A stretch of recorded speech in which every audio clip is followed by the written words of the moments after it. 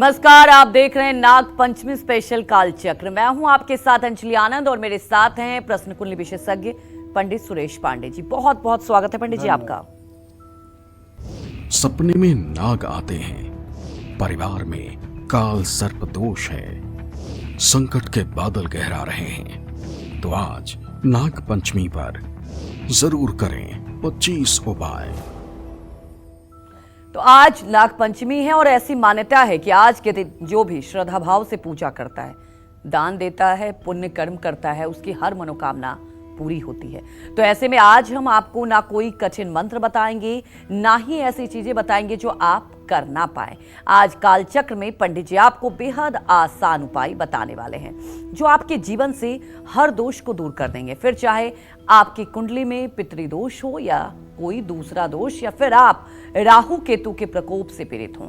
इसके अलावा राशि के हिसाब से शुभ फल पाने के लिए आज नाग पंचमी पर क्या करना है आपको खास, ये भी जानेंगे आज पंडित जी से। तो बने रहिए हमारे साथ। अगर आपका भी कोई सवाल है तो आप हमें फोन कर सकते हैं। हमारा नंबर है 012066522415। तो पंडित जी से सबसे महत्वपूर्ण सवाल सबसे पहले जान लेते हैं, क्योंकि ये सवाल हमारे दर्शकों के लिए भी बेहद महत्वपूर्ण है। अगर हमारे शास्त्रों में नाग पंचमी के बारे में आखिर क्या कहा गया है, इस दिन का क्या महत्व होता है, मुझे लगता है सबसे पहले पंडित जी से ये जान लेते हैं। बताएं पंडित जी। देखिए, आज नाग पंचमी है। पंचमी तिथि के स्वामी नाग देवता है।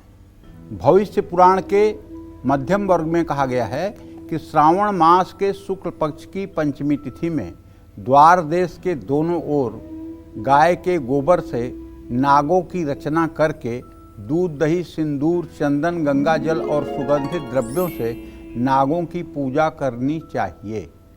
नागों का पूजन करने से कुल में निर्भयता रहती है और प्राणों की रक्षा होती है। श्रावण मास कृष्ण पक्ष की पंचमी तिथि को घर के आंगन में नीम के पत्तों से मनसा देवी की पूजा करने से कभी सांप का भय नहीं रहता है। भविष्य पुराण के अनुसार ब्रह्मा जी के द्वारा उत्पन्न हुए नाग 7 ग्रहों के रूप हैं। अनंत नाग, सूर्य, वासुकी नाग, चंद्रमा और तक्षक नाग मंगल, करकोटक नाग बुध, पद्मनाग बृहस्पति, महापद्मनाग शुक्र, कुलिक और शंखपाल शनि ग्रह के रूप हैं। राहु और केतु तो खुद ही नाग के स्वरूप हैं, मुख और पुक्ष हैं। इसलिए नाग पंचमी पर रुद्राभिषेक, महामृत्युंजय मंत्र का जप शुभ फल देने वाला होता है। अग्नि पुराण में भी लिखा है कि सर्पराजों का पूजन पंचमी को होना चाहिए।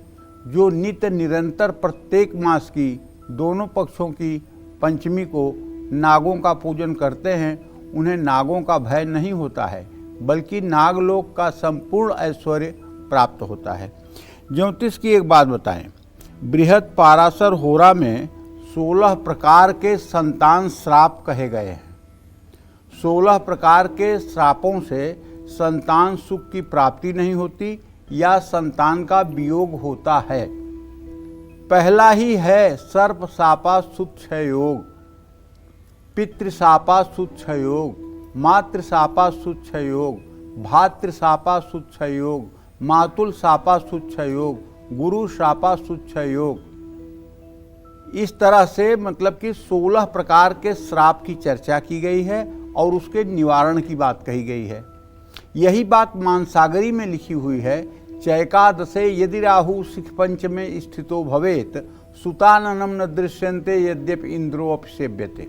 ये मानसागरी का फलादेश है कि अगर 11वें भाव में राहु, 5वें भाव में केतु हो, तो ऐसे व्यक्ति को अगर इंद्र भी लिया करके संतान दे तब भी संतान शोक से हाहाकार करता है। लेकिन इसमें अगर पंचम भाव का स्वामी पंचम को पूर्ण दृष्टि से देखता हो तो ये दोष दूर हो जाता है, या बृहस्पति की दृष्टि पंचम पर पड़ती हो तो ये दोष नहीं लगता है। इसी तरह से जो सर्प सापा सुक्षय योग है, उसके बारे में बृहद पाराशर होरा शास्त्र में चर्चा है कि जब मंगल के घर में राहु हो या राहु मंगल से दृष्ट हो तो सर्प सापा सुक्षय योग होता है। ऐसे व्यक्ति के द्वारा पूर्व जन्म में नागों की हत्या हुई है, जिसके कारण इस जन्म में ऐसे व्यक्ति के पत्नी के गर्भ नष्ट होते हैं या गर्भ प्रसव होकर के नष्ट हो जाते हैं, या बच्चा पैदा होने के बाद प्रायः बीमार रहता है। उसका समाधान कहा गया है कि अपने वैदिक गृह सूत्र के अनुसार सोने की नाग मूर्ति बनवा करके और उसकी विधिवत पूजा करनी चाहिए। पूजा करने के उपरांत नाग पंचमी के दिन किसी शिवालय में भगवान शिव का रुद्राभिषेक करके सोने का नाग दान करना चाहिए। उसमें लिखा तो ये भी है कि भूमि दान और अन्नदान भी करना चाहिए, लेकिन आज भूमि दान बड़ा प्रासंगिक इसलिए नहीं है कि भूमि दान करना इतना आसान नहीं है, ज़मीन इतनी सस्ती नहीं है कि किसी को खरीद कर कोई दान कर सके। ऐसे में अगर नागदान और अन्नदान हो जाए तो इन दोनों से भी सर्प श्राप की मुक्ति हो जाती है। पूर्व जन्म में या इसी जन्म में आपके द्वारा नाग के अंडे या नाग का किसी प्रकार से अहित हुआ है तो उसका दुष्परिणाम तो झेलना ही पड़ता है। तो ऐसे में सोने का नाग बनवा करके, अब ये अपने शक्ति सामर्थ्य के अनुसार है, उसमें ये नहीं लिखा हुआ है कि कितने वजन का नाग होना चाहिए। 2 ग्राम का भी बनवा लीजिए, 5 ग्राम का बनवा लीजिए, 10 ग्राम का बनवा लीजिए, जैसी आपकी सामर्थ्य हो। ये नहीं लिखा हुआ है उसमें वजन कि कितने वजन का आप बनवाइए। तो बनवा करके और उसकी सर्प सूक्त से विधिवत पूजा करके और किसी शिवालय में अच्छे ढंग से एकादशनी रुद्राभिषेक क्या होता है भाई? एकादशनी रुद्राभिषेक होता है रुद्रा अष्टाध्यायी के 11 पाठ करना। संपूर्ण रुद्रा अष्टाध्यायी के 11 पाठ किए जाते हैं नमक चमक से, तब जाकर के एकादशनी रुद्राभिषेक संपन्न होता है। इसमें 3 ब्राह्मण कम से कम 5 घंटा अगर अच्छे से परिश्रम करेंगे तब एकादशनी रुद्राभिषेक पूर्ण होता है। एकादशनी रुद्राभिषेक करके अपने घर में भी आप ये कर सकते हैं। अगर शिवालय में कर रहे हैं तो केवल रुद्र सूक्त से भी आप अभिषेक करके नागदान कर सकते हैं, इसका पुण्य आपको मिलेगा। और अगर किसी ज्योतिर्लिंग में जाकर के कर रहे हैं, जैसे काशी चले जाइए, उज्जैन चले जाइए, त्र्यंबकेश्वर चले जाइए, ओंकारेश्वर चले जाइए, सोमनाथ चले जाइए, बैजनाथ धाम चले जाइए, कहीं भी अगर किसी ज्योतिर्लिंग में आप जाकर के अगर स्वर्ण नागदान कर रहे हैं तो पक्का मानिए कि हर प्रकार का पूर्व जन्म का नाग दोष आपके जीवन से समाप्त हो जाएगा। इसमें कोई संशय नहीं है। जय मां विंध्यवासिनी। तो चलिए, पंडित जी ने ये तो बता दिया कि आखिर नागपंचमी का महत्व क्या है और क्यों इसे मनाया जाता है। अब चर्चा को आगे बढ़ाते हैं और बात कर लेते हैं उन लोगों की जिनको सरकारी कार्यों में हमेशा परेशानी का सामना करना पड़ता है। साथ ही जो लोग शारीरिक और मानसिक परेशानियों से गुजर रहे हैं, उनको आज नागपंचमी पर कौन से उपाय करने चाहिए, ये जानते हैं। बताएं पंडित जी। देखिए, जिन लोगों को किसी भी तरह का शारीरिक या मानसिक कष्ट है, सरकारी और कानूनी मामलों में परेशानियों का सामना करना पड़ रहा है, उनको आज नाग पंचमी के दिन 1, 8 या 9 मुखी रुद्राक्ष लाल धागे में गले में दूध और गंगा जल से धो करके धारण करना चाहिए। आज नाग पंचमी पर 2 रंग वाला कंबल और गर्म कपड़े जरूरतमंदों में दान करना चाहिए। रांगा धातु का सिक्का नदी में प्रवाहित करना चाहिए।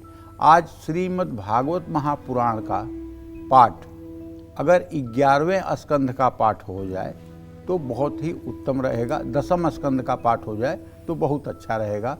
जय मां विंध्यवासिनी। तो चलिए, अब राशि अनुसार चर्चा को शुरू करते हैं और बात कर लेते हैं पहली राशि यानी कि मेष राशि की। मेष राशि वाले आज नागपंचमी के दिन शुभ फल पाने के लिए कैसे करें शिवलिंग का अभिषेक और किस मंत्र का करें जप, और राहु की शांति के लिए क्या करें, खास उपाय, ये भी पंडित जी से जानते हैं। मेष राशि के जातकों को बताना चाहूँगा कि देखिए, आपके राशि में इस समय कोई ग्रह नहीं है, लेकिन आपके व्यय भाव में शनिदेव विराजमान हैं और आपके पुरुषार्थ के स्थान में बृहस्पति शुक्र की स्थिति है। और अगर देखा जाए तो 6ठे भाव में मंगल और चंद्रमा, जो आपका राशि स्वामी है, अब गोचर कर चुका है। तो आज नागपंचमी पर आप दूध में शहद मिला करके भगवान शिव के शिवलिंग का अभिषेक करिए। ओम वासुकेय नमः इस मंत्र का यथासंभव जप करिए। राहु केतु की शांति के लिए रुद्राष्टाध्यायी के रुद्र सूक्त का पाठ करिए। अगर आपको रुद्र सूक्त नहीं आता है तो YouTube में रुद्र सूक्त लिख करके टाइप कर दीजिए और रुद्र सूक्त YouTube में अगर बजेगा, 16 मंत्र बजेंगे तो वहाँ का इन्वायरमेंट पॉजिटिव होगा और वहाँ से हर प्रकार की पीड़ा का निवारण आपको होता हुआ दिखाई देगा। अगर आप नित्य अपने घर में रुद्र सूक्त सुबह शाम पूजा में बजाना शुरू कर दें और पुरुष सूक्त, देखिए हर सनातनी को चाहिए कि 3 सूक्त ऐसे हैं जिन्हें निश्चित रूप से रोज चलाना चाहिए। पहला है पुरुष सूक्त। पुरुष सूक्त में 16 मंत्र हैं जिससे राम कृष्ण विष्णु हरि की पूजा की जाती है। दूसरा है रुद्र सूक्त जिससे भगवान शिव की पूजा की जाती है। तीसरा है श्री सूक्तम जिससे भगवती की पूजा की जाती है, महालक्ष्मी की, दुर्गा की, काली की, त्रिपुर सुंदरी की, छिन्नमस्ता की, भैरवी की, मातंगी की पूजा की जाती है। तो अगर ये तीनों सूक्त किसी के घर में रोज चल जाएं तो आप विश्वास करिए उस घर पर कभी किसी प्रकार की आपदा विपदा नहीं आ सकती। लेकिन अगर ये तीनों सूक्त घर की किसी महिला या पुरुष को याद हो जाए, तीनों सूक्त याद हो जाए और तीनों सूक्त बोलते हुए कोई पूजा कर दे तो ऐसे घर में हर समय राजराजेश्वरी महालक्ष्मी का वास होता है। दुख दरिद्रता ऐसे घर में कभी प्रवेश नहीं कर पाती है। सनातन धर्म में यदि आप पैदा हुए हैं तो आपको 2 चीज़ों का ज्ञान होना चाहिए। पहला ज्ञान तो आपको ये होना चाहिए कि आपके पंच देवता कौन हैं। अगर आप अपने पंच देवता नहीं जानते तो आप चाहे जितना सनातन धर्म पे बढ़ चढ़ कर बात करिए, सब बेकार की बातें हैं। पंच देवता जो आपके हैं वो निश्चित हैं और वही पंच देवता हैं, उसमें कोई छठवां नहीं मिलाया जा सकता। पहले देवता कौन है? गणेश। दूसरे देवता कौन है? दुर्गा, महालक्ष्मी, चाहे जिसको आप मान लीजिए, देवी का ही एक रूप। तीसरे भगवान श्री हरि विष्णु, चौथे भगवान शिव और 5वें भगवान सूर्य देव। यही पंच देवता हैं। ये हर सनातनी को ज्ञान होना चाहिए और अपने बच्चों को, छोटे बच्चों को भी सिखाना चाहिए कि सनातन धर्म के पंच देवता कौन कौन हैं।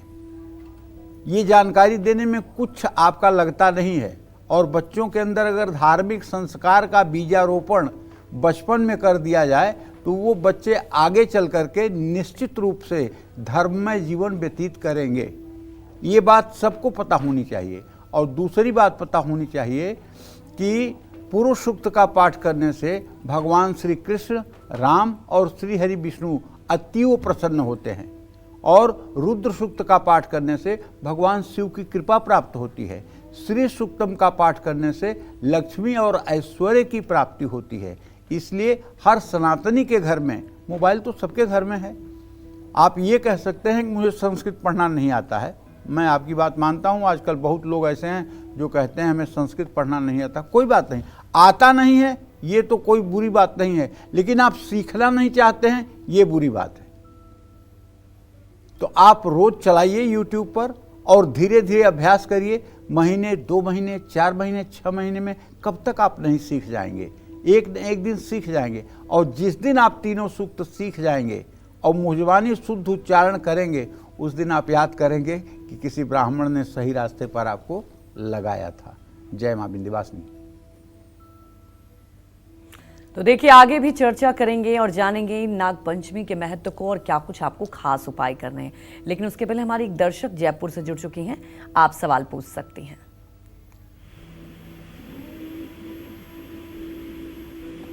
नीता, आप सवाल पूछ सकती हैं।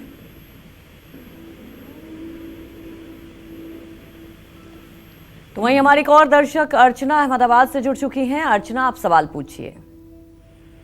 नमस्कार, सादर प्रणाम पंडित जी। सदा सुखी रहिए। पंडित जी, मेरा नाम अर्चना है। मैं अहमदाबाद से बोल रही हूँ। आपका ज्ञानवर्धक प्रोग्राम हम लोग रोज 1 घंटा बैठ के देखते हैं और उससे काफी लाभ उठा रहे हैं। तो पंडित जी, मेरे 2 सवाल थे। एक तो सवाल ये था कि हमारे घर में हम सबके 3 नाम है, बुलाने का अलग और सभी जो डॉक्यूमेंट्स है उसमें अलग और फिर राशि का भी अलग। तो कौन से नाम का सबसे ज्यादा प्रभाव पड़ता है?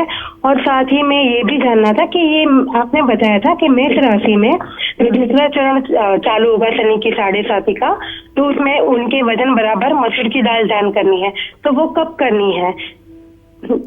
देखिए ऐसा है, पहली बात तो ये जान लीजिए, सबसे ज़्यादा व्यक्ति के ऊपर असर उस नाम का होता है जिस नाम को पुकारने पर व्यक्ति सोए हुई अवस्था से जागृत हो जाए।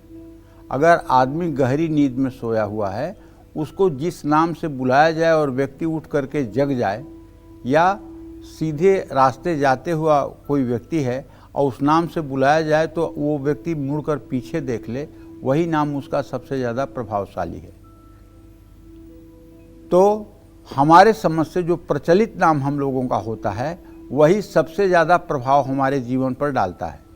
राशि नाम जो होता है इसका प्रयोजन सिर्फ विवाह के समय ज़्यादा होता है। विवाह में ही इसका मेलापक किया जाता है वर कन्या के राशि नाम से, और राशि के अनुसार वर्गकूट का मेलापन होता है, जन्म कुंडली का मेलापन होता है। बाकी गृह निर्माण करना है, व्यवसाय करना है, युद्ध करना है, व्यापार करना है, उसमें हर जगह नाम राशि का चिंतन होता है। उपनाम का भी बहुत महत्व या बहुत रोल नहीं है। जिस नाम से आप सबसे ज़्यादा एक्टिव होते हैं वही नाम आपका सही में सबसे ज़्यादा आपके लिए सटीक है। उसके अनुसार राशि भी आपको सूट करेगी, उसके अनुसार भविष्यवाणियाँ भी आपके जीवन पर घटेंगी, इसमें कोई दो राय नहीं है। लेकिन शनि की 7.5 का विचार करना हो या ढैया का विचार करना हो तो राशि नाम का विचार किया जाएगा। और यदि मेष राशि है और शनि की 7.5 चल रही है तो इसके लिए मसूर की दाल नहीं, इसके लिए काली उड़द की दाल अपने वजन के बराबर शनिवार को ज़रूरतमंदों में दान करने से ये छायादान माना जाएगा और शनि देव की कृपा दृष्टि प्राप्त होगी। जय मां विंध्यवासिनी। तो बहुत मेहनत करने के बाद भी अगर आपकी आर्थिक स्थिति संभल नहीं रही है, आपके परिवार में कलेश का माहौल है, घर और बाहर कहीं भी आपको सम्मान नहीं मिल रहा है, तो आपको कौन से उपाय आज नागपंचमी पर करने चाहिए, ये जान लेते हैं। बताएं पंडित जी।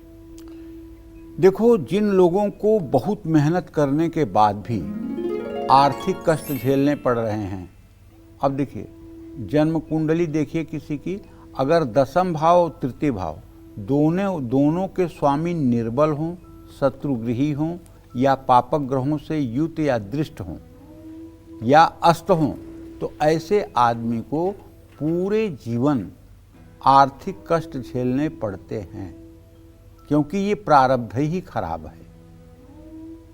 और यदि दशम और तृतीय के स्वामी बलवान हैं, मजबूत हैं, बहुत अच्छी स्थिति में हैं, तो ऐसा आदमी कम परिश्रम करके जीवन में सारे सुखों को प्राप्त करता है।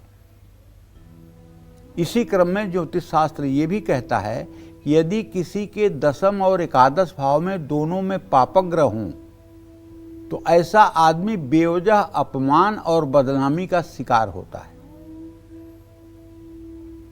अगर ऐसा कुछ दुर्योग आपकी भी जन्म कुंडली में है, आर्थिक कष्ट झेलना पड़ रहा है, पैसे का अभाव है, पारिवारिक स्थिति संघर्षमय है, सामाजिक स्थिति अच्छी नहीं है, तो आपको चांदी की एक ठोस गोली अपने पास रखना चाहिए।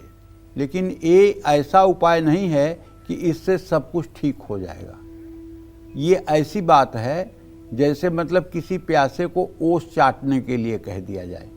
इसका सही इलाज तो ये है कि आपको कम से कम 40 दिन तक लगातार किसी शिवालय में नंगे पैर जा कर के जल, दूध, बेलपत्र से भगवान शिव की पूजा करनी चाहिए और कुछ भोग प्रसाद अर्पित करना चाहिए, घी का दिया जलाना चाहिए और मंदिर में ही बैठ कर के ओम नमः शिवाय का कम से कम 24 मिनट जप करना चाहिए। अगर ये नियम 24 दिनों तक लगातार आपने बरकरार कर दिया तो निश्चित रूप से इन दुर्योगों में कमी आएगी। और जब भी संभव हो तो भगवान शिव का रुद्राभिषेक करते रहें। रुद्राभिषेक कराने के लिए अगर पैसा नहीं है तो कम से कम अपने ही हाथ से तांबे के लोटे में जल भरकर शिवलिंग पर धीरे धीरे जल गिराते हुए ओम नमः शिवाय, ओम नमः शिवाय, ओम नमः शिवाय मन में करते रहिए और बेलपत्र अर्पित करिए, घी का दिया जलाइए और यदि शिवालय में नंदी हों तो उनके दाहिने कान में 5 बार ओम नमः शिवाय कहिए। और अगर संभव हो तो घर में हरिवंश पुराण का पाठ जरूर करवाइए। इससे निश्चित रूप से दुर्योग समाप्त होते हैं, सौभाग्य का उदय होता है। जय मां विंध्यवासिनी।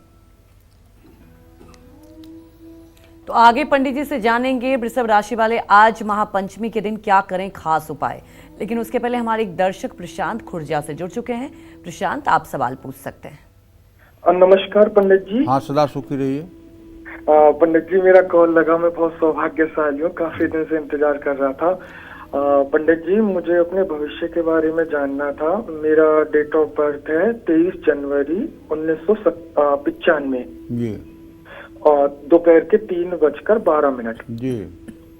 पंडित जी, मैं बचपन से ही मतलब देख रहा हूँ कि काफी ज्यादा बीमार रहता हूँ और परेशानी चलती रहती है। मैं कुछ एग्जाम दूं या फिर कुछ भी काम कर रहा होता हूँ तो वो मेरा काम अधूरा रह जाता है। बीच बीच में जो भी काम होता है वो सफल नहीं हो पाता, रुक जाता है सफल होते होते। तो मैं जानना चाहता हूँ मेरे भविष्य कैसा रहेगा, मेरा कैरियर और मेरे विवाह के बारे में भी मुझे जानना है। तो देखो प्रशांत, मुझे ऐसा है कुछ बेटा, उपाय बताएं। आपने जो प्रश्न किया है ना, तो प्रश्न काल में आपके लग्न से 6ठे भाव में राहु बैठा हुआ है और वो भी मतलब कुंभ राशि का राहु है। ऐसे में लोगों के शरीर में एक अनजाना आलस्य बना रहता है, शरीर में दर्द की स्थिति बनी रहती है, स्नायु तंत्रों में खिंचाव होता है और शरीर बहुत मतलब कि लेथर्जी अर्थात आलस्य से परिपूर्ण रहता है। ऐसे में मैं आपसे कहना चाहूँगा कि यदि आप सचमुच में स्वस्थ होना चाहते हैं तो आप जो आश्विन का नवरात्र आ रहा है उस नवरात्र में नित्य अपने घर में दुर्गा जी के चित्र के सामने 9 मिट्टी के दियों में तिल का तेल भरकर कलावे की बत्ती डालकर 9 दिए एक साथ जलाएं और ऐसा जलाएं कि वो दिया कम से कम 1 घंटा तक जल सके। और पूरब मुँह करके लाल आसन पर बैठकर दुर्गा जी के चित्र पर चंदन फूल अर्पित करके धूप दीप दिखा करके थोड़ा सा भोग प्रसाद रख करके और आप दुर्गा सप्तशती में जो कवच का पाठ है उसका 9 बार पाठ करें। अगर ये उपाय आपने 9 दिन तक लगातार सुबह शाम कर लिया तो ये आप मुझसे पूरा विश्वास के साथ आश्वस्त हो जाइए कि आपको स्वास्थ्य संबंधी कोई समस्या नहीं रह जाएगी, इसमें कोई दो राय नहीं। जहाँ तक आपके प्रोफेशन का प्रश्न है तो 10वें भाव का स्वामी बुध, इसकी स्थिति ऐसी है कि अगर आपका स्वास्थ्य परिपूर्ण रूप से ठीक हो जाए तो आप रोजगार परक हो जाएंगे, उसमें कोई संदेह नहीं है। विवाह के बाद में हम आपसे ये कहना चाहते हैं कि देखिए, बुध और बृहस्पति की स्थिति इस समय द्वितीय द्वादश की है और अब आप धीरे धीरे अगर देखा जाए तो 30वें साल को पूरा करके 31वें साल में चल रहे हैं और विवाह में अभी भी प्रतिबंध योग बना हुआ है। ऐसे में अगर आप दुर्गा सप्तशती में अर्गला स्तोत्र है, उस अर्गला स्तोत्र का एक मंत्र है, पत्नीम मनोरमाम देहि मनोवृत्तानुसारिणीम तारिणीम दुर्ग संसार सागरस्य कुलोद्भवाम। इस मंत्र के पहले ओम क्लीम जोड़ लीजिए और मंत्र के अंत में क्लीम ओम जोड़ दीजिए और इस मंत्र को ऐसे पढ़िए, ओम क्लीम पत्नीम मनोरमाम देहि मनोवृत्तानुसारिणीम तारिणीम दुर्ग संसार सागरस्य कुलोद्भवाम। भगवती दुर्गा की पूजा करते हुए इस मंत्र का 10 माला जप 125 दिन तक लगातार अगर आप करेंगे तो निश्चित रूप से अच्छी जीवन संगिनी आपको प्राप्त होगी और आपका जीवन निर्विघ्न आगे बढ़ेगा। जय मां विंध्यवासिनी। तो चलिए आगे बढ़ते हैं और जानेंगे वृषभ राशि वाले आज नाग पंचमी के दिन शुभ फल पाने के लिए कैसे करें शिवलिंग का अभिषेक और किस मंत्र का करें जप और राहु की शांति के लिए क्या करें खास उपाय, आइए जानते हैं। वृषभ राशि के जातक आज नाग पंचमी पर दूध में गंगा जल मिलाकर शिवलिंग का अभिषेक करें। ओम शूल्य नमः इस मंत्र का यथासंभव जप करें। राहु केतु की शांति के लिए नदी में तांबे के सिक्के प्रवाहित करें और महामृत्युंजय कवच का पाठ करें। इन सब चीज़ों से आपको लाभ मिलेगा। जय मां विंध्यवासिनी।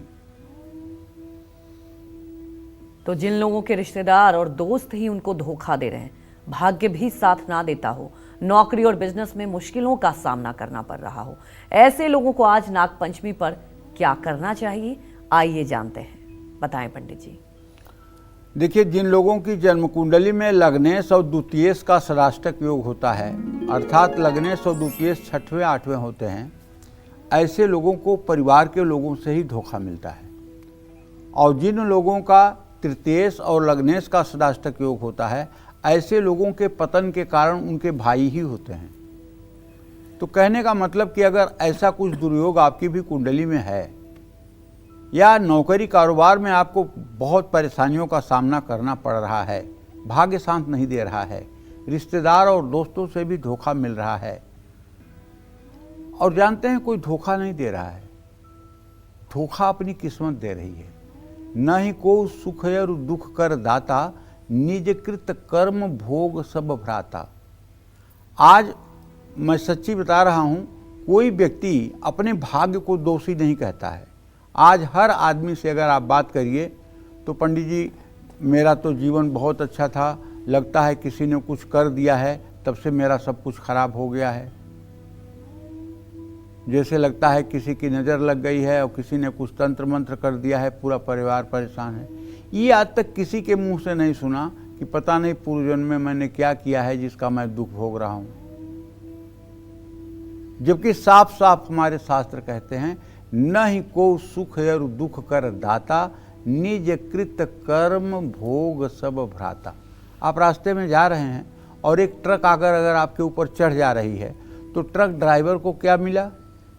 अब उसकी ट्रक भी 4 महीने के लिए बंद होगी, वो भी जेल जाएगा। उस बेचारे को कौन फायदा हुआ? भले आप मर गए, उसको क्या फायदा हुआ?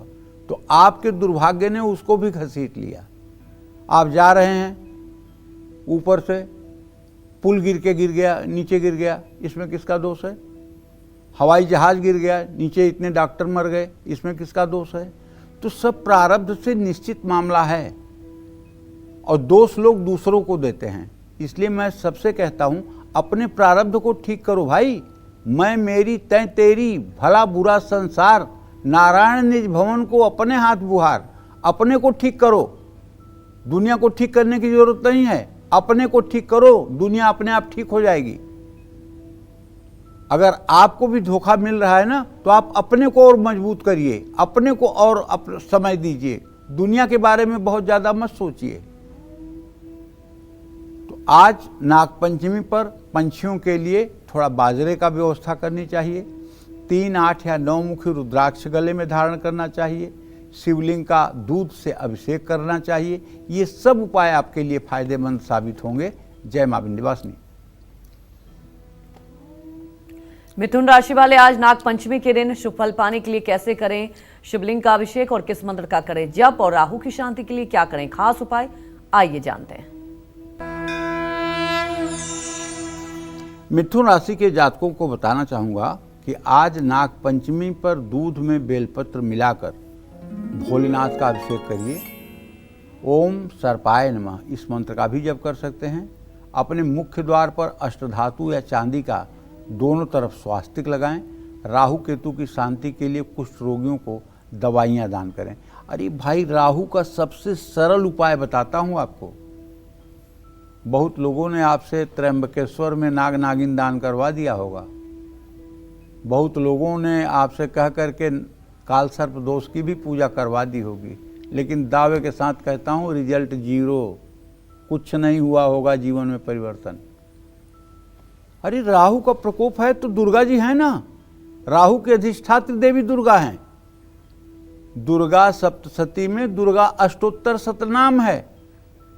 उस दुर्गा अष्टोत्तर शतनाम का 10-10 बार सुबह शाम पाठ करना शुरू कर दो, कमर कस के और दुर्गा जी की आराधना शुरू कर दो, दोनों नवरात्रों के व्रत करना शुरू कर दो। राहु का पता नहीं चलेगा कि आपके जीवन से उसका दुष्प्रभाव कहाँ कब समाप्त हो गया और एकदम राहु आपके जीवन से गायब हो जाएगा।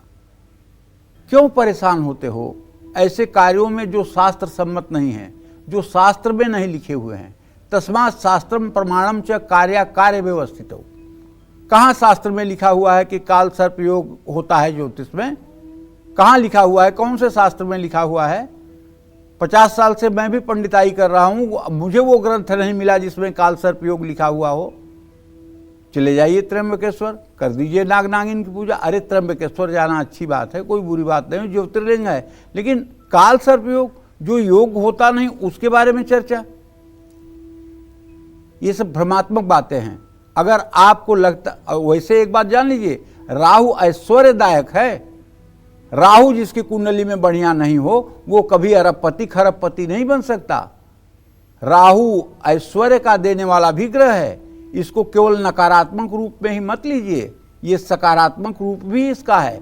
तीसरे, छठवें और 11वें स्थान में अगर ये धनु राशि या वृश्चिक राशि का न हो तो फिर ये जिंदगी में रंग भर देता है। तो ऐसे मैं कहना चाहता हूं कि अगर आप दुर्गा सप्तशती के दुर्गा अष्टोत्तर शतनाम का 10-10 बार रोज सुबह शाम पाठ करना शुरू कर दीजिए तो परिणाम 6 महीना में आपके सामने आ जाएगा और आपका जीवन धन्य हो जाएगा, सारी ग्रह स्थितियां आपके अनुकूल हो जाएंगी। जय मां विंध्यवासिनी।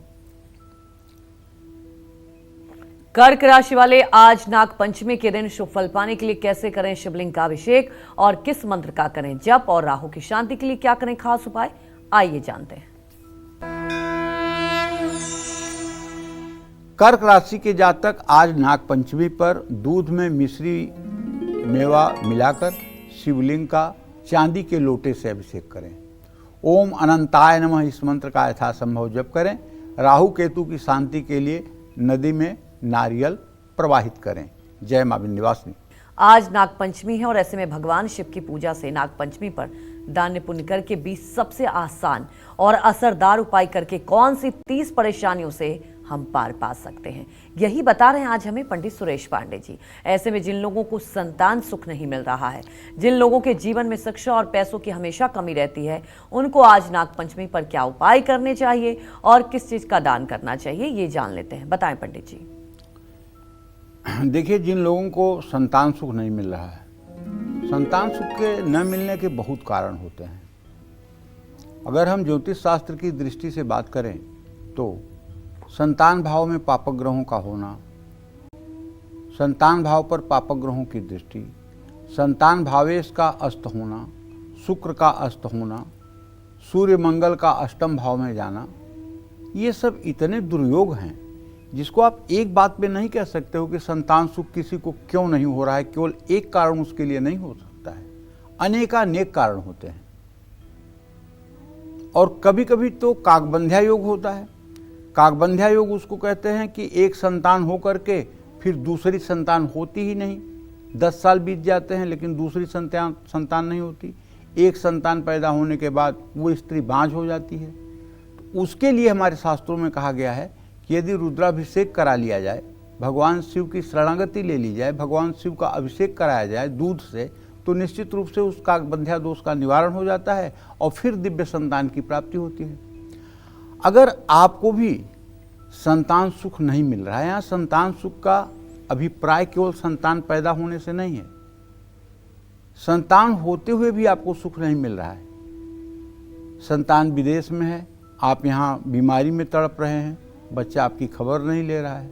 बच्चा यहाँ पर है लेकिन वो ऐसे रास्ते पर है जिसे देख देख करके आप हर समय जल रहे हैं, आपकी ज़िंदगी नरक हो रही है, उसकी चिंता में आप सूखे जा रहे हैं।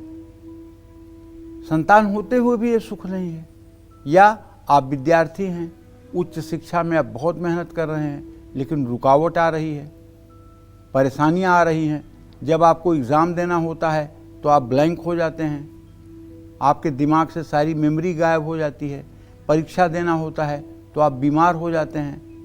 ज्यों ही टाइम टेबल आता है त्यों ही आपके अंदर एक निगेटिव, एक मतलब आपके अंदर निगेटिव वाइब्रेशन होने लगता है, आपको एक एग्जामोफोबिया की बीमारी हो जाती है, जिसके कारण परीक्षा का तिथि आते आते आप बीमार पड़ जाते हैं, आप अपने प्रतिभा का प्रयोग नहीं कर पाते हैं। तो भैया ये सब कुछ ऐसी चीज़ें हैं कि जिनका सही से मूल्यांकन करना पड़ेगा और तभी इसके बारे में सही निदान हो सकता है। पूरी दुनिया का दरिद्र केवल नागपंचमी नहीं दूर कर सकती है और केवल एक उपाय नहीं कर सकता है। अलग अलग रोग, अलग अलग दवा। जैसे उच्च शिक्षा और धन लाभ में रुकावट आ रही है, तो उच्च शिक्षा के लिए तो आपको गणेश अथर्वशीर्ष का पाठ करना शुरू कर देना चाहिए, इससे आपकी उच्च शिक्षा में कामयाबी मिल जाएगी। धन में रुकावट आ रही है, श्री सूक्तम का पाठ करना चाहिए। ऐसे में आज नागपंचमी से शुरू करते हुए 40 दिनों तक विद्यार्थी अगर सरस्वती चालीसा का पाठ करें या ओम ऐं सरस्वती नमः का पाठ करें तो बात बन जाएगी। तुलसी का पौधा लगाएं, जरूरतमंद लोगों को पीले कपड़े दान करें, इससे भी लाभ मिल जाएगा। जय मां विंध्यवासिनी। सिंह राशि वाले आज नागपंचमी के दिन शुभ फल पाने के लिए कैसे करें शिवलिंग का अभिषेक और किस मंत्र का करें जप, और राहु की शांति के लिए क्या करें खास उपाय, आइए जानते हैं। सिंह राशि के जातकों को बताना चाहूँगा कि आज बड़ा पुनीत दिन है। आज पंचमी है, नागपंचमी। नागपंचमी पर वैसे भी तिथिम च दुगुणिम कृत्वा पंचभिर्भाग माह हरेत सप्तभिस्तु हरित भागम से सांके फल मादसेत। 5 का दूना करिए कितना हो जाएगा 10, 10 में 5 जोड़िए कितना हो जाएगा 15, 15 में 7 का भाग दीजिए तो कितना शेष बचेगा 1, एकेन बसते कैलासे। तो नाग पंचमी के दिन भगवान शिव कहाँ रहते हैं भैया, कैलाश पर। और जब भगवान शिव कैलाश पर रहते हैं तो इनकी पूजा संपूर्ण रूप से फलदायी होती है। तो आज भगवान शिव कैलाश पर हैं। आज आप किसी शिवालय में, किसी शिव मंदिर में अगर भगवान शिव की पूजा आराधना करेंगे तो आपको संपूर्ण फल की प्राप्ति होगी। इसलिए नागपंचमी महत्वपूर्ण है। दूध में बादाम घिस करके मिला लीजिए और शिवलिंग का दिव्य रुद्र सूक्त बोलते हुए अभिषेक करिए। अभिषेक के बाद ओम करकोटकाय नमः इस मंत्र का भी 10-5 बार उच्चारण कर लीजिए। राहु केतु की शांति के लिए नारियल और 11 बादाम एक लाल कपड़े में बांधकर किसी मंदिर में दान कर दीजिए। इन सब चीज़ों से भी आपको लाभ मिलेगा। जय मां विंध्यवासिनी। अगर आपकी मैरिड लाइफ में बहुत ज्यादा प्रॉब्लम है तो आपको आज नागपंचमी पर इस परेशानी को दूर करने के लिए क्या कुछ करना चाहिए, आइए जानते हैं। बताएं पंडित जी। जिन लोगों के वैवाहिक जीवन में कलह बढ़ती जा रही है, मानसिक कष्ट बहुत रहता है, तो आज नागपंचमी पर 11 नारियल नदी में प्रवाहित करना चाहिए। नागपंचमी पर चावल और सफ़ेद कपड़े का भी दान करना चाहिए। लेकिन सच्ची बात यह है कि आपके वैवाहिक जीवन में तनाव क्यों है, इसका मूल्यांकन पहले होना चाहिए। कहीं दोनों का सामंजस्य ठीक नहीं है, कि दोनों की अनुकूलता नहीं ठीक है, कि दोनों में से कोई एक दूसरे को दबाने वाला है, कि दोनों के बीच में अविश्वास की दीवार पड़ गई है, कि दोनों में कोई एक अपने माता पिता का ज़्यादा अनुयायी होकर के दूसरे को एवॉइड कर रहा है। तमाम चीज़ें हो सकती हैं। उसके अनुसार अगर उपाय होगा तो लाभ करेगा। अब ये नहीं कि आपने 11 नारियल प्रवाहित कर दिया और आपके वैवाहिक जीवन का संकट नहीं दूर हुआ तो आप पंडित जी को पकड़ के लटक गए कि आपने तो कहा था कि 11 नारियल जो है आप फेंक दीजिएगा तो आपका वैवाहिक जीवन सुधर जाएगा, अभी भी तो मेरा तलाक होने की नौबत आई है। नहीं, समस्या क्या है और उसके अनुरूप अगर समाधान होगा तब जाकर के उसका पूर्ण रूप में लाभ मिलेगा, ये बात समझ लीजिए। हाँ, जनरल अनबन कभी कभी होती हो, कभी कभी बाद में विवाद होता हो, तो उसके लिए ये उपाय लाभ करेगा। जय मां विंध्यवासिनी। तो कन्या राशि वाले आज नागपंचमी के दिन शुभ फल पाने के लिए कैसे करें शिवलिंग का अभिषेक और किस मंत्र का करें जप, और राहु की शांति के लिए क्या करें खास उपाय, आइए जानते हैं। कन्या राशि के जातक आज नाग पंचमी पर दूध में बेलपत्र मिला करके शिवलिंग का अभिषेक करें और अभिषेक करते समय रुद्र सूक्त का पाठ जरूरी है और बढ़िया से भगवान शिव का गंधाक्षत पुष्प धूप दीप नैवेद्य से पूजन करें। पूजन करने के बाद एक पान और 5 बत्ती वाले दिए से भगवान की आरती करें और मंदिर से निकलते समय 5 बार बोलें ओम कंबलाय नमः कंबलाय नमः कंबलाय नमः कंबलाय नमः कंबलाय नमः।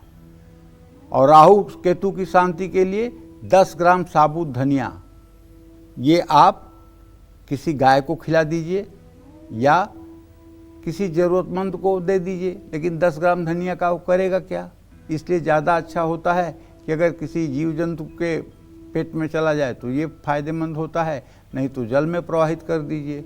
जय मां विंध्यवासिनी। तो तुला राशि वाले आज नाग पंचमी के दिन शुभ फल पाने के लिए कैसे करें शिवलिंग का अभिषेक और किस मंत्र का करें जप, और राहु की शांति के लिए क्या करें खास उपाय, आइए जानते हैं। तुला राशि के जातक आज नाग पंचमी पर दूध दही से भगवान शिव का अभिषेक करें। रुद्र सूक्त चलता रहे भैया। दिव्य शिवलिंग को जल से धो करके साफ करके भस्म, जनेऊ, रुद्राक्ष की माला, बिल्वपत्र, धतूरे के फूल, सफ़ेद मंदार की मंजरी, ये सब वस्तुएं, समी का फूल अर्पित करें। इसके बाद में धूप दीप से पूजन करें। भगवान के लिए प्रसाद के लिए ऋतु फल समर्पित करें। उसके बाद में एक पान अर्पित करें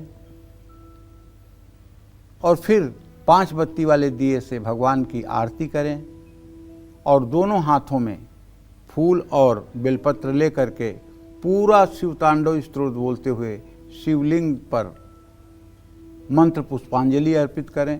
ओम शंख पालाय नमः इस मंत्र को निकलते समय 5 बार बोल दें। राहु केतु की शांति के लिए आज रात अपने सिरहाने जौ रख कर सोएं। कल सुबह उठें तो उसे कबूतरों को डाल दें। इन सब चीज़ों से आपको लाभ होगा। जय मां विंध्यवासिनी।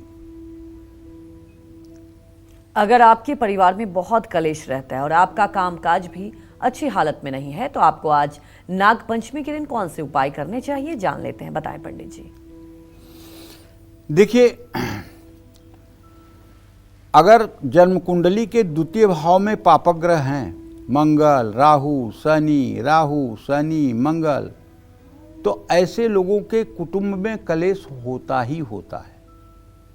और जिनके द्वितीय भाव में शुभग्रह होते हैं, चंद्रमा, बुध, बृहस्पति, शुक्र और शुभग्रहों से दृष्ट जिनका द्वितीय भाव होता है, उनके परिवार में भले धन का अभाव हो, भले बीमारी हो, लेकिन तनाव और कलह नहीं होता। परिवार में अद्भुत प्यार होता है। तो पहले ये देखिए कि कौन सा ग्रह आपके कुटुंब में कलह कर रहा है, उसके अनुसार उपाय होगा। आज नाग पंचमी है और अगर आपके घर में भी कलेश रहता है तो कहीं कलेश का कारण अभाव तो नहीं है।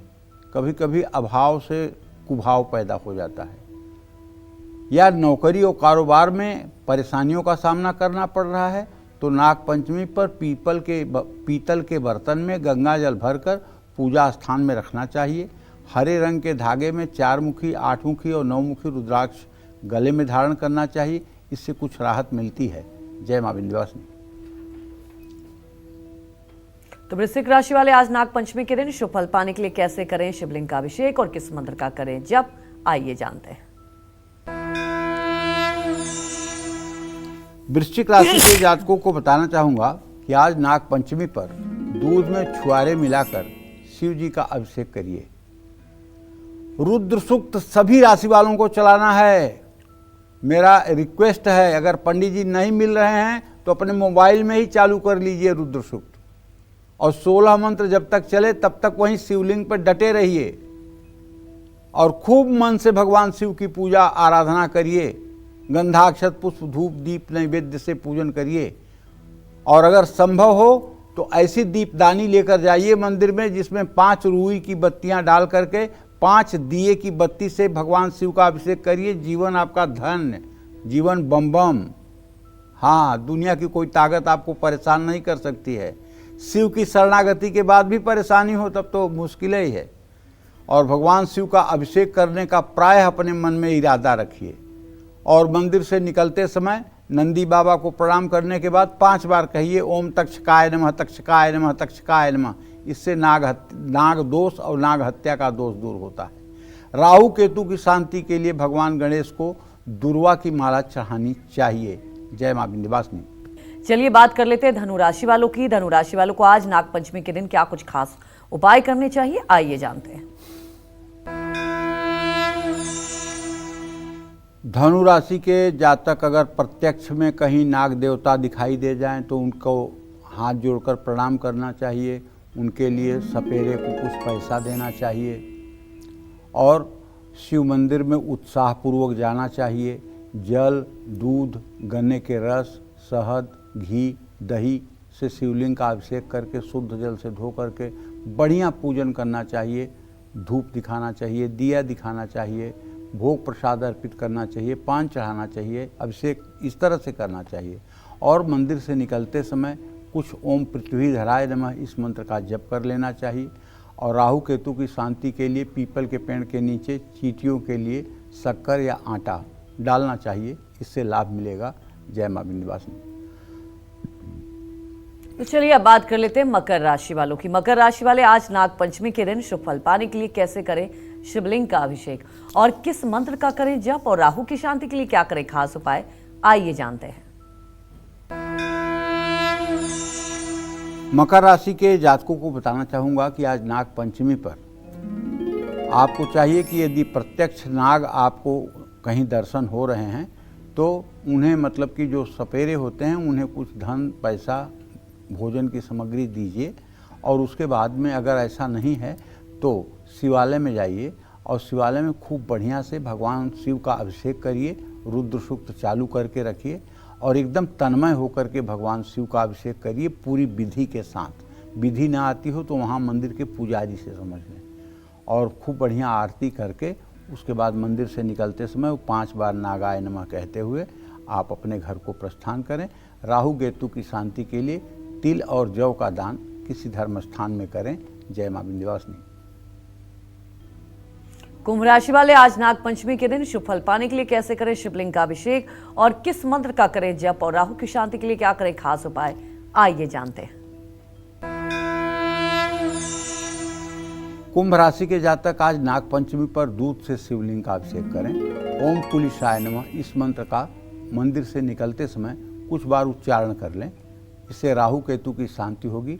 तांबे का एक सर्प बनवा करके भी आप अगर शिव मंदिर में चढ़ाएं तो बहुत अच्छा होगा, लेकिन तांबे का सर्प शिवलिंग के आकार के हिसाब से होना चाहिए। ऐसा नहीं कि छोटा सा 10 ग्राम का बनवा के दे दिया, नहीं। अगर शिवलिंग 8 इंच 10 इंच बड़ा है तो उसी हिसाब से, उसी वजन के हिसाब से तांबे का सुंदर नाग बनवा करके और यदि शिवलिंग पर दान किया जाए तो इससे निश्चित रूप से बहुत पुण्य की प्राप्ति होती है। जय मां विंध्यवासिनी। तो चलिए अब बात करते हैं आज के लकी ईमेल कुंडली विजेता की। और आज के हमारे लकी ईमेल कुंडली विजेता हैं अयोध्या के रहने वाले विनय मिश्रा जी, और इनकी पत्नी ब्यूटी मिश्रा जी ने हमें मेल करके अपनी पति की समस्याओं और समाधान के बारे में जानना चाहा। और चलिए अब ये हमारे साथ फोन लाइन पर जुड़ चुकी हैं। ब्यूटी मिश्रा जी, आपने जो डिटेल दी है पंडित जी को बता दिए गए, आप सवाल पूछ सकती हैं। हेलो। हाँ बोलिए। पंडित जी प्रणाम। हाँ सदा सुखी रहिए। पंडित जी, काल सखी की पूरी टीम को मेरी तरफ से कोट धन्यवाद।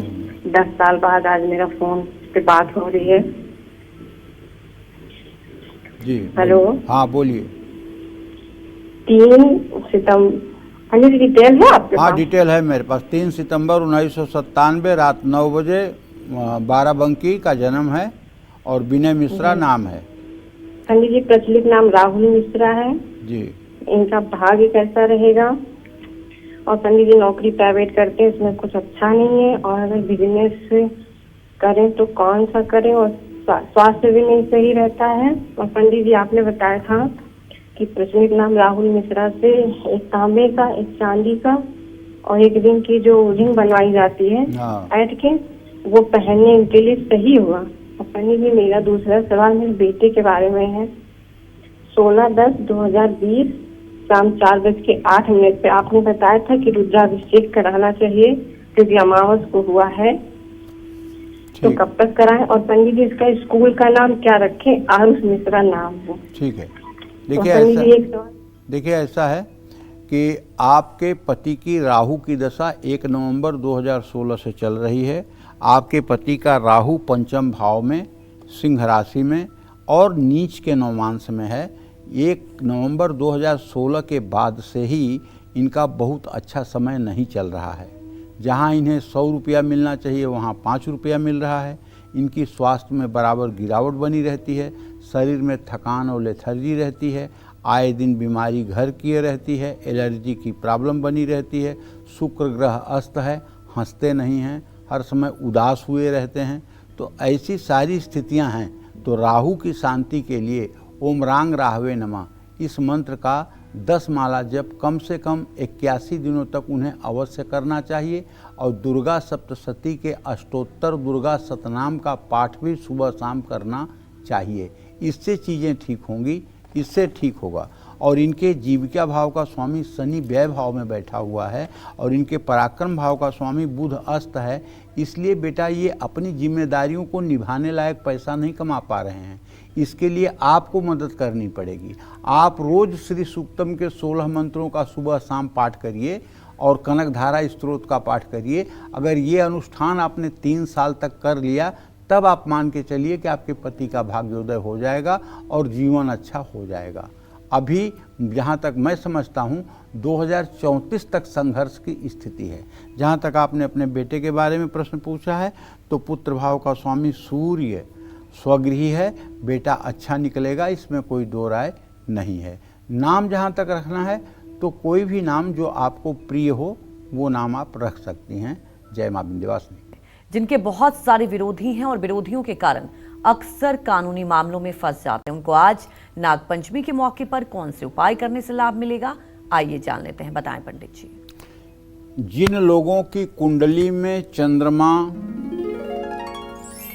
बुध, बृहस्पति, शुक्र ये 4 ग्रह छठे भाव में होते हैं, उन लोगों के सचमुच में बहुत दुश्मन होते हैं और ऐसे लोगों के गुप्त विरोधी भी बहुत होते हैं। जो लोग कानूनी मामलों में फंसे हुए हैं, मानसिक अशांति और अपमान का दंश झेल रहे हैं, उन्हें आज नागपंचमी पर सौंफ का सेवन जरूर करना चाहिए, शिवलिंग का अभिषेक करना चाहिए, दूध और जलेबी का दान करना चाहिए। आज नागपंचमी पर महामृत्युंजय मंत्र का जप जरूर करना चाहिए। जय मां विंध्यवासिनी।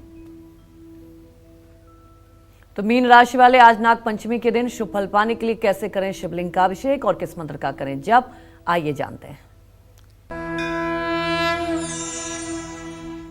मीन राशि के जातकों को चाहिए कि आज आप दूध में केसर मिला करके शिवलिंग का दिव्य तरीके से अभिषेक करिए, रुद्र सूक्त के मंत्रों को बोलते हुए, और 3 सूखे नारियल हो सके तो किसी चलते हुए जल में प्रवाहित करें। अश्वत्थराय नमः, ओम नमः शिवाय इस मंत्र का जप करें। राहु केतु की शांति के लिए अगर आपके रसोई में जगह है तो अगर राहु की दशा चल रही हो तो रसोई में भी बैठकर भोजन कर सकते हैं। अष्टधातु का कड़ा अपने दाहिने हाथ में भी आप धारण कर सकते हैं। जय मां विंध्यवासिनी। पंडित जी, हमारे दर्शकों को आपने इतनी महत्वपूर्ण जानकारी दी, आपका बहुत बहुत धन्यवाद। उम्मीद यही करते हैं कि आपको भी आज का हमारा विषय बहुत पसंद आया होगा। कल फिर एक नए विषय और आपकी परेशानियों को दूर करने के लिए ढेर उपाय लेकर आएंगे हम पंडित सुरेश पांडे जी के साथ। तब तक काल चक्र की पूरी टीम को अनुमति दीजिए। नमस्कार।